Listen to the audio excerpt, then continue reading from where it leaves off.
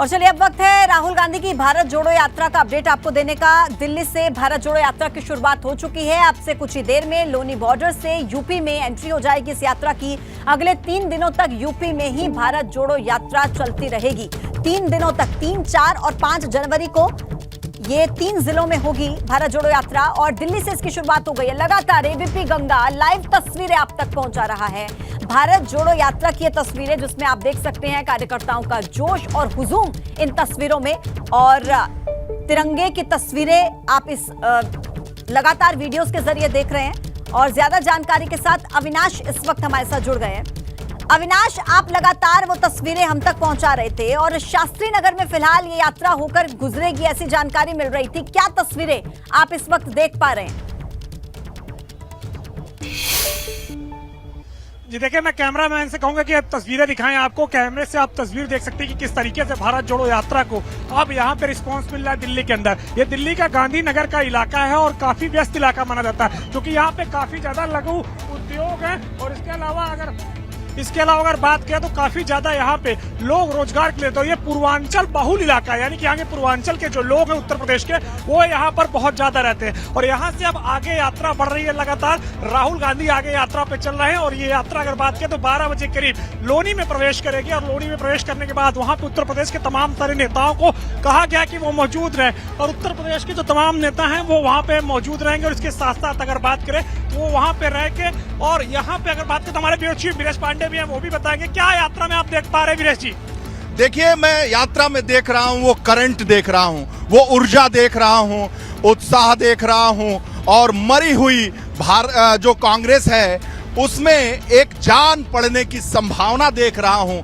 और ये एक महत्वपूर्ण, देखिए, राहुल गांधी का स्वागत करते हुए जो उत्तर प्रदेश से जुड़े हुए लोग हैं, पूर्विया लोग हैं, पूर्वांचल के लोग हैं, यमुना विहार का ये इलाका है जो बहुत सारे लोग यहाँ रहते हैं, जो पूर्वांचल के और खासकर बिहार से जुड़े हुए लोग रहते हैं। और न केवल, मैं अपने कैमरामैन से कहूंगा दिखाते रहें लोग किस तरह से हाथ हिलाकर राहुल गांधी का स्वागत कर रहे हैं, सम्मान उनका दे रहे हैं, आभार व्यक्त कर रहे हैं कि वो इस यात्रा से जुड़ रहे हैं और उनके साक्षी बन रहे हैं। जो सबसे बड़ी बात है अविनाश, क्या आप तो कांग्रेस कवर करते हो, कांग्रेस देखिए चारों तरफ राहुल गांधी के नारे लगाए जा रहे हैं।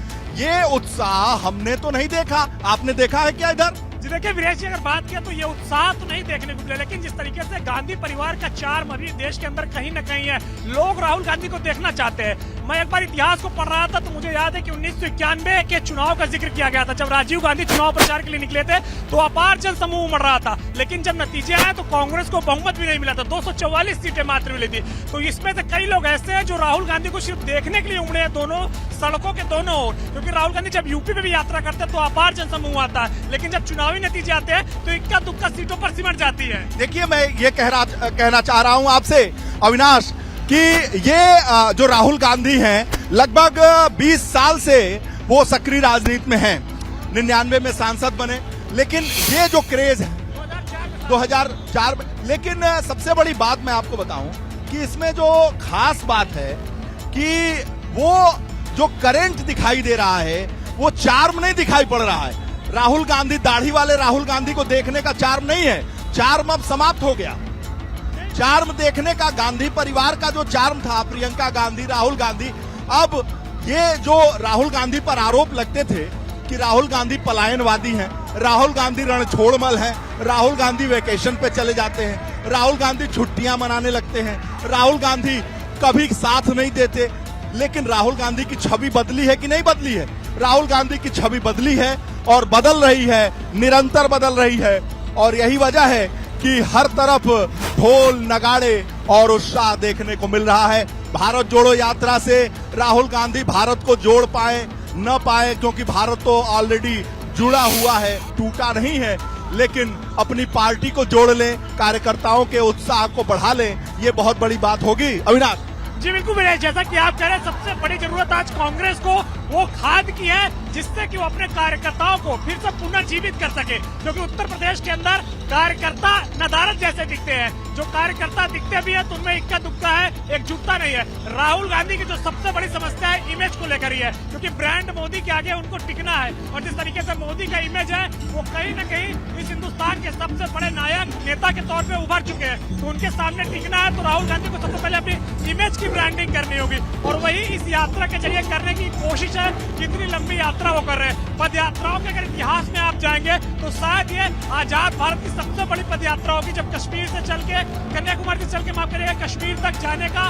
इरादा है। कांग्रेस पार्टी की यही कोशिश है कि इस पद यात्रा के जरिए तमाम राज्यों में जान फूकी जा सके, लेकिन उत्तर प्रदेश जैसा बड़ा राज्य जहां से 80 लोकसभा सीटें आती है वहां मात्र 3 जिलों में ये यात्रा जा रही है। इसकी कहीं न कहीं तमाम जो कार्यकर्ता है वो भी लगातार यही कह रहे हैं कि यात्रा और आगे बढ़नी चाहिए। आप भी लंबे ठीक है अविनाश, मैं वापस से आपके पास लौटती। वीरेश जी, एक बात का जिक्र मैं जरूर करना चाहूंगी यहाँ पर। कुछ करिश्मा कर पाएगी वीरेश जी, मैं ये कह सकता हूँ अविनाश की सीटों में बदलाव हो न हो, लेकिन आंकड़ों में बदलाव हो न हो, सत्ता में बदलाव हो न हो, लेकिन संघर्ष कभी व्यर्था नहीं जाता, संघर्ष कभी वाया नहीं जाता, संघर्ष का फल जरूर मिलता है। यही पुरखों ने समझाया है, यही किताबों ने समझाया है, यही उपनिषदों ने समझाया है, यही ग्रंथों ने समझाया है, यही कृष्ण ने समझाया है, यही भगवान कोई भी हो, खुदा हो, ईसा मसीह हो, सबने समझाया है।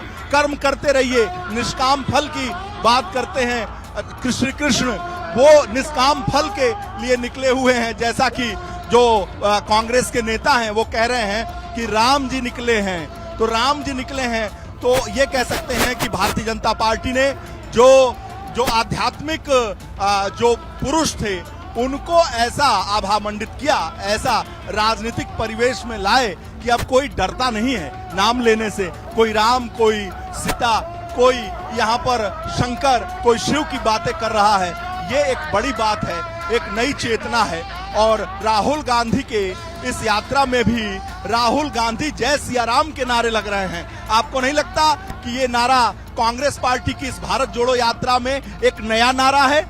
जी बिल्कुल, ये नया नारा, और जिस तरीके से बीजेपी राष्ट्रवाद और इसके साथ साथ धार्मिक को साथ लेते हुए आगे बढ़ रही है। खासतौर से अगर बात करें जिस तरीके से बीजेपी के शासन में काशी कॉरिडोर बना, महाकाल कॉरिडोर बना और तमाम सारे अन्य जिस तरीके से धार्मिक स्थानों का पुनरुद्धार हो रहा है, तो कहीं न कहीं इसको लेकर के भी अब इस बात को लेकर के मंथन हो रहा है कि किस तरीके से बीजेपी की उस धार्मिक जो चाल है उसको काटा जाए। और यही कारण है कि अब लगातार कांग्रेस पार्टी भी उसी रास्ते पर चलने की कोशिश कर रही है। आप भी देखेंगे, याद होगा आपको, जब भी चुनाव में अब राहुल गांधी प्रचार करने जाते हैं तो तमाम तरह मंदिरों में जाते हैं, पूजा अर्चन करते हैं। अभी हाल ही में उत्तर प्रदेश का विधानसभा चुनाव संपन्न हुआ, प्रियंका गांधी भी पूजा करते हुए नजर आई। महत्वपूर्ण बात आपको बताना चाहता हूँ, अल्पसंख्यक समुदाय के इलाकों से गुजरता हुआ ये जो यात्रा है वो निकल रही है अविनाश। और ये जो इलाका है अल्पसंख्यक बाहुल्य इलाका है। चौधरी मतीन अहमद को आप जानते होंगे, कई बार यहाँ के विधायक रहे और उनका ये इलाका है। और अल्पसंख्यक समुदाय में उत्साह देखने को मिल रहा है और अल्पसंख्यक राजनीति करने वाले समाजवादी पार्टी, बहुजन समाज पार्टी जो उत्तर प्रदेश में करते हैं उनके लिए ये खतरे की घंटी है। और पश्चिमी उत्तर प्रदेश अल्पसंख्यक बाहुल्य इलाका है जहां दलित, जाट और मुस्लिमों की बहुत बड़ी संख्या है और वहां से उन 3 जिलों से ये यात्रा गुजरेगी जहां 6 विधानसभा, 3 लोकसभा क्षेत्र को कवर करेगी। और राहुल गांधी की चुनौती है कि किस रूप में दलित, जाट और हम कह सकते हैं तो मुसलमान वोट को अपनी तरफ कर सके। हालांकि इस यात्रा से कुछ हुआ हो जो या आप ना हमें हुआ दिखा हो, रहे हैं ये बयान करती हैं कि कुछ हुआ हो या ना हुआ हो, जैसा आप भी जिक्र कर रहे हैं, लेकिन कार्यकर्ताओं का जोश जो बढ़ा है और संगठन को क्या मजबूती इससे मिलती है, ये बहुत महत्वपूर्ण है। आप दोनों सहयोगी मेरे साथ बने रहिए, अपडेट्स लगातार आपसे लेते रहेंगे। वक्त एक छोटे से ब्रेक का है, आप देखते रहिए एबीपी गंगा। लेकिन उससे पहले देखिए, महत्वपूर्ण एक बयान आ गया है डिप्टी सीएम ब्रजेश पाठक का, वो आपको सुना देते हैं, फिर ब्रेक लेंगे। भारतीय जनता पार्टी लगातार अपने बूथ से लेकर प्रदेश स्तर तक के कार्यकर्ताओं के लगातार संवाद बनाए रखती है। उसी अनुक्रम में हमारे वरिष्ठ लोग आए हैं और हम लोग जा रहे हैं।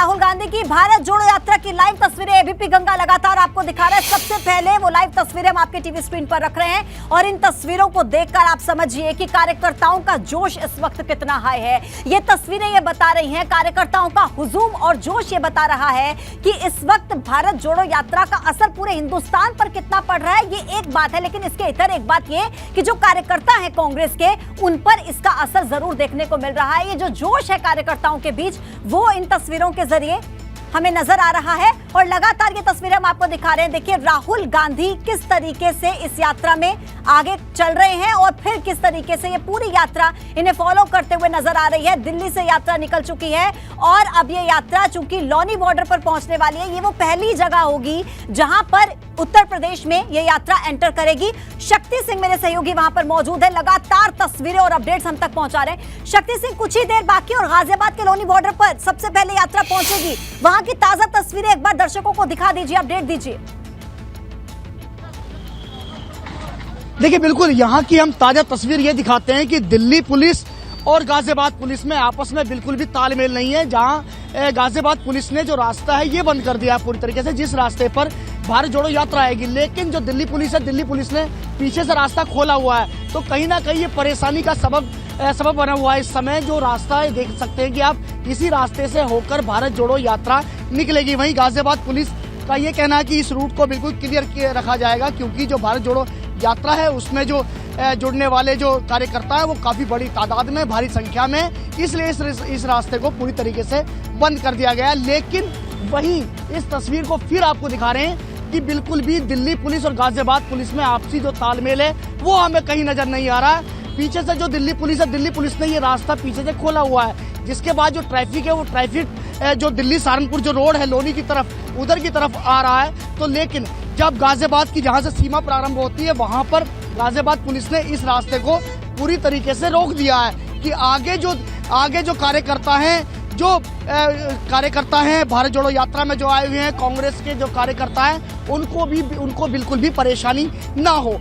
लेकिन सबसे बड़ी बात यह है कि जब इतनी बड़ी यात्रा निकल रही है और इतना बड़ा कहें तो इतनी भारी संख्या में जो पुलिस फोर्स है वो लगाया गया है, सुरक्षा की दृष्टि से लगाया गया है। पहले ही कह दिया गया था कि इस सड़क को पूरी तरीके से बंद कर दिया जाएगा, लेकिन जो ट्रैफिक की जो हालात है वो ट्रैफिक के हालात आपको दिखा रहे हैं और ये हालात हैं दिल्ली पुलिस और गाजियाबाद पुलिस के आपस में तालमेल ना की वजह से, कि जो पीछे से जो रास्ता है वो पीछे से खोला हुआ पूरा, इसी रास्ते से भारत जोड़ो यात्रा निकलेगी। तो कहीं ना कहीं कहे तो गाजियाबाद पुलिस ने अपना कहे तो एक कर्तव्य पूरा कर रही है, लेकिन जो लोग हैं वो परेशान है इस वजह से कि इनमें पहले से भी आपस में क्या कोई महत्वपूर्ण बात है। शक्ति, जो आप कह रहे हैं ये बॉर्डर है, वो नहीं हुई। इस बॉर्डर पर जहां दिल्ली पुलिस और गाजियाबाद पुलिस के बीच तालमेल देखने को मिलना चाहिए था, वो तालमेल नहीं है। मैं वापस लौटूंगी आपके पास, हमारे तीनों सहयोगी लगातार हमारे साथ जुड़े हुए। और चलिए बड़ी खबर आपको इस वक्त की बता दें, मुख्तार अंसारी के गाजीपुर कोर्ट में पेश होने पर अभी सस्पेंस बना हुआ है, क्योंकि अभी बांदा जेल से भी मुख्तार अंसारी नहीं निकला है। मुख्तार अंसारी के वकील लियाकत अली का दावा कि मुख्तार अगर नहीं आए तो बांदा जेल प्रशासन की जिम्मेदारी होगी। लियाकत अली का यह बयान, कोर्ट ने आदेश में कहा है कि हर हाल में उपस्थिति सुनिश्चित करवाई जाए। एबीपी गंगा के पास गाजीपुर कोर्ट के आदेश की एक्सक्लूसिव कॉपी है। मुख्तार अंसारी खुद गवाही देने के लिए आना चाहते हैं, ऐसा लियाकत अली का कहना है।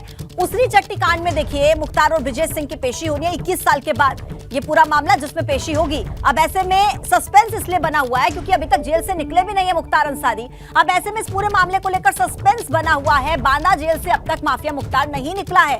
हालांकि इस पूरे मामले को लेकर मुख्तार अंसारी के वकील लियाकत अली ने दावा किया कि मुख्तार तो आना चाहता है पेशी के लिए, लेकिन अगर वो नहीं आता तो बांदा जेल प्रशासन इसके लिए जिम्मेदार होगा।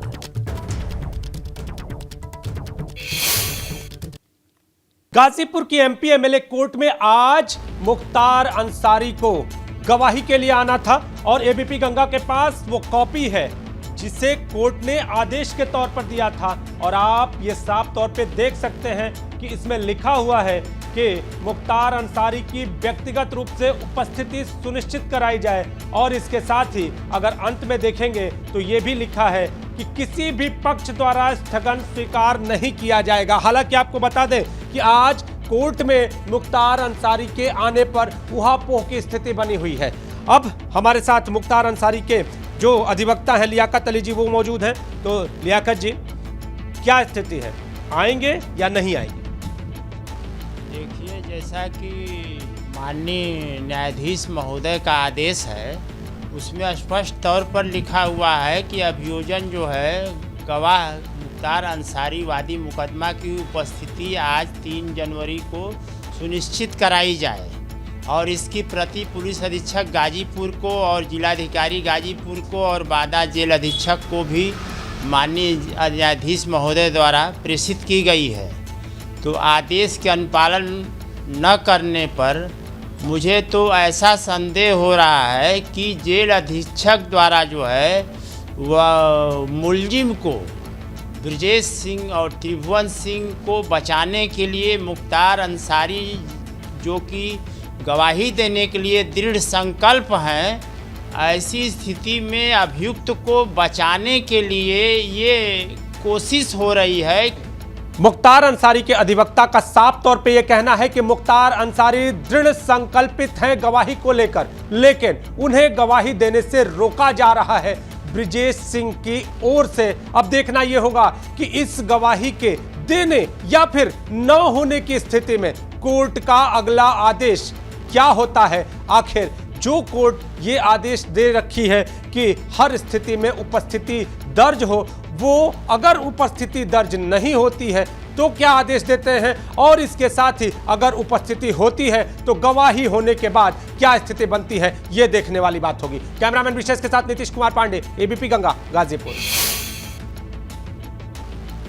और ऋषभ पंत के इलाज की सबसे पहली तस्वीर सामने आ गई है। मदद करने वाले 2 युवकों ने ऋषभ पंत से मुलाकात की है। 30 दिसंबर को जब यह हादसा हुआ तो ऋषभ पंत के साथ 2 युवक देखे गए थे। उन दोनों युवकों ने अब अस्पताल पहुंचकर मुलाकात की है ऋषभ पंत से। रजत और निशु नाम बताए जा रहे हैं। ये वो 2 लड़के हैं जिन्होंने हादसे के दौरान ऋषभ पंत से मुलाकात की थी। इस दौरान जो सामान वहां से बरामद हुआ और जो पैसे थे वो भी दोनों युवकों रजत और निशु ने अस्पताल पहुंचकर उनको वापस कर दिए। तस्वीर आपको दिखा रहे हैं हम। ये 2 युवक हैं रजत और निशु, जो उस वक्त पर मौजूद थे जब ऋषभ पंत का एक्सीडेंट हुआ। इन्होंने मदद की थी अस्पताल पहुंचाने में और वहां से जो सामान ऋषभ पंत का मिला था, जो पैसे थे, वो भी अस्पताल पहुंचकर इन्होंने वापस लौटा दे और हालचाल जानने के लिए पहुंचे ऋषभ पंत का। तस्वीर आपके सामने, ये वो 2 युवक रजत और निशु इनके नाम, जिन्होंने ऋषभ पंत का हालचाल जाना अस्पताल में पहुंचकर। और हालांकि अब देखिए खबर ये भी है कि ऋषभ पंत की हालत धीरे धीरे स्थिर हो रही है। हालांकि पूरे तरीके से ठीक होने में उन्हें थोड़ा वक्त लगेगा। ये 2 तस्वीरें, इलाज की तस्वीर एक तरफ आप देख रहे हैं और ये मदद करने वाले वो 2 युवक जिन्होंने अस्पताल में पहुंचकर ऋषभ पंत का जो सामान था और जो पैसे थे वो भी लौटाए हैं। बहुत महत्वपूर्ण हो जाती हैं देखिए ये जो तस्वीरें हैं, क्योंकि ऐसे वक्त पर सबसे पहले तो किसी की मदद करना, पहले वो 2 नाम सामने आए ड्राइवर और कंडक्टर के जो हरियाणा रोडवेज में काम करते थे, उन्होंने जिस तरीके से मदद की, और अब ये 2 युवक जिन्होंने जो एक्सीडेंट वाली जगह से सामान मिला उसको बाकायदा अस्पताल में पहुंचकर वापस लौटाया। मेरा नाम रजत है जी। मेरा नाम निशु। हम गांव बुच्चा बस्ती थानापुर का के रहने वाले हैं। जो 30 दिसंबर को सड़क हादसा हुआ था जिसमें भारतीय क्रिकेटर ऋषभ पंत जी की गाड़ी का एक्सीडेंट हुआ था, उसमें उसी दौरान हम उनसे मुलाकात करने मैक्स हॉस्पिटल देहरादून गए थे, जहां भाई से ऋषभ पंत जी से हमारी शाम के टाइम मुलाकात हुई और उन्होंने दरिया दिली दिखाते हुए हमसे मुलाकात की और हमारा सम्मान किया।